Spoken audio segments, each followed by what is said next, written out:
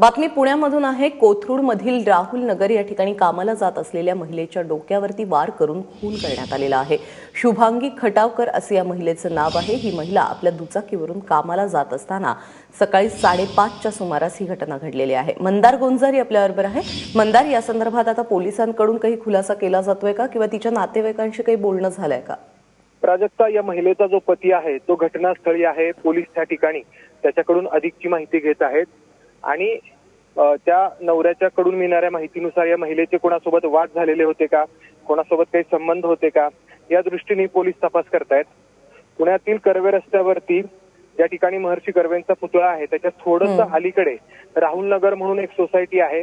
त्या ठिकाणी ही महिला घरकामाला सकाळी जात होती, त्यावेळी तिची गाडी अडवून तिच्यावरती हल्ला करण्यात आलाय।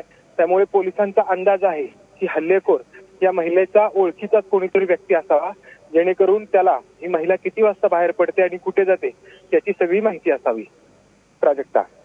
मंदार, धन्यवाद या सगळ्या माहितीबद्दल।